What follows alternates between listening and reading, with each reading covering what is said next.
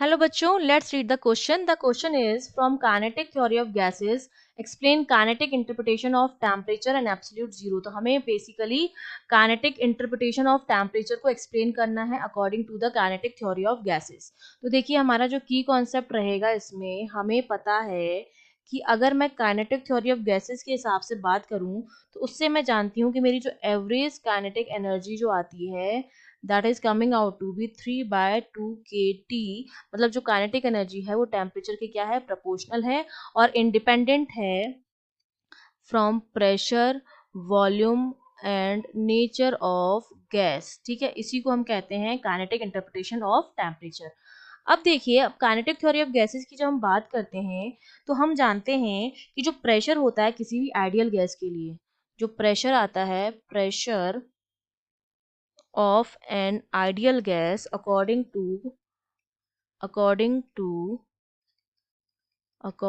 To kinetic theory of gases, वो हमारा कितना आता था, P equals to 1/3 rho v square, जहाँ रो डेंसिटी और वी वॉल्यूम होता है. तो रो की जगह मैं क्या लिख सकती हूँ, मास अपॉन वॉल्यूम. तो हो जाएगा 1/3 m upon v into v का स्क्वायर.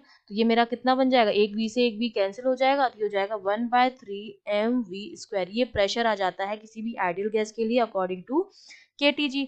अब अगर मैं एवरेज ट्रांसलेशनल काइनेटिक एनर्जी की बात करूं किसी भी मॉलिक्यूल के लिए, एवरेज ट्रांसलेशनल काइनेटिक एनर्जी वो हम किस तरह से देते हैं, हाफ mv स्क्वायर से देते हैं, mv स्क्वायर. तो ये मेरा किसके बराबर हो जाएगा, 3/2 pv के बराबर हो जाएगा. ठीक है, अब ये 3/pv के बराबर हो गया तो आइडियल गैस इक्वेशन से मैं जानती हूँ pv इक्वल्स टू हमारा क्या होता है, nRT होता है. ठीक है, तो मैं पीवी की जगह एनआरटी लिख सकती हूँ. तो मेरी जो काइनेटिक एनर्जी जो आ जाती है वो आ जाती है 3/2, जो हाफ mv स्क्वायर आ जाता है वो 3/2 पीवी के बराबर आ गया है. क्योंकि यहाँ पर पीवी की जो वैल्यू मैंने निकाली थी, यहाँ पर ये जो वैल्यू आई थी, ये वाली, ये वैल्यू थी पीवी की, ये यहाँ से नहीं आई थी. 1/3 m अपॉन वी स्क्वायर जो हमारा आया था वो पीवी की वैल्यू आई थी. वी जो हमारा था वो मीन ऑफ स्क्वायर स्पीड था. तो ये जो वैल्यू आई थी वो आई थी यहाँ से पी वी इक्वल्स टू, इसको मैं यहाँ से इस तरह से लिख सकती हूँ कि यहाँ से जो वैल्यू आई थी मेरे पास वो आई थी P V equals to 1/3 mv square. तो हाफ mv स्क्वायर मेरा क्या होता है, काइनेटिक एनर्जी होता है, जिसको मैंने जो पीवी के बराबर था तो मैंने यहाँ पर वैल्यू लिख दी है. तो यहाँ पे हो जाएगा एन आर टी. ठीक है, अब एन आर टी को मैं क्या लिख सकती हूँ, आर की जगह मैं क्या लिख सकती हूँ, कैपिटल एन इंटू के लिख सकती हूँ. तो ये मेरा कितना हो जाएगा, ये हो जाएगा हाफ, यहाँ पर हो जाएगा एम वी स्क्वायर जो है वो मेरा बराबर आ गया 3/2 एन, और ये हो जाएगा एन के टी. आर की जगह मैंने क्या लिख दिया है, एन इंटू के लिख दिया है. तो इसको मैं अगर फर्दर सॉल्व करूँ तो वैल्यू मेरे पास क्या हो जाएगी, half M upon N times N V square equals to 3/2 K T. ठीक है, एन और एन को मैं नीचे लेके आ गई थी, 3/2 के टी बन गया है. अब ये N, M upon N into N जो होता है वो मेरा क्या होता है, मास होता है किसी भी गैस का, molar mass upon number of moles. ठीक है, और इंटू नंबर ऑफ मॉलिक्यूल्स. तो ये मेरा हो जाता है मास इंटू वी स्क्वायर. ये मेरा बराबर आ गया 3/2 के टी के. और ये क्या होती है, हमारी एवरेज एनर्जी होती है. तो ये काइनेटिक एनर्जी जो आ गई मेरे पास कितनी आ गई है, 3/2 के टी आ गई है.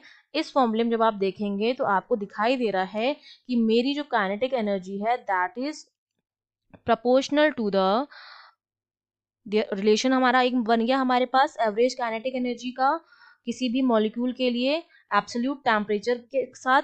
ये वाला जो है मेरा T, यहाँ पर T जो मेरा है वो क्या है, एब्सोल्यूट टेम्परेचर है. और मेरी जो काइनेटिक एनर्जी आ रही है, एवरेज काइनेटिक एनर्जी, वो इस T के क्या आ रही है, प्रोपोर्शनल आ रही है और independent of pressure, volume and nature of gas. और इसी को हम कहते हैं काइनेटिक इंटरप्रिटेशन ऑफ टेम्परेचर. यहाँ पर हमसे बात की जा रही थी एब्सोल्यूट जीरो टेम्परेचर के बारे में भी. तो जब हमारा टेम्परेचर जो होगा वो जब जीरो होता है, एब्सोल्यूट जीरो हमारा वो टेम्परेचर होता है जिस पर हमारी जो काइनेटिक एनर्जी होती है वो क्या हो जाती है, जीरो हो जाती है।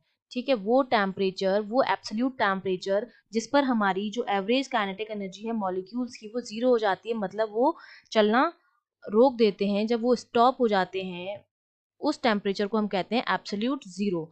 तो एब्सोल्यूट टेम्परेचर तो वो टेम्परेचर जिसकी वो प्रोपोर्शनल होती है kinetic energy for an ideal gas, और जी एब्सोल्यूट जीरो वो टेम्परेचर होता है जिस पर हमारी काइनेटिक एनर्जी जीरो हो जाती है, मतलब हमारे जो मॉलिक्यूल्स हैं वो चलना स्टॉप कर देते हैं, तो उस टेम्परेचर को हम कहते हैं एब्सोल्यूट जीरो।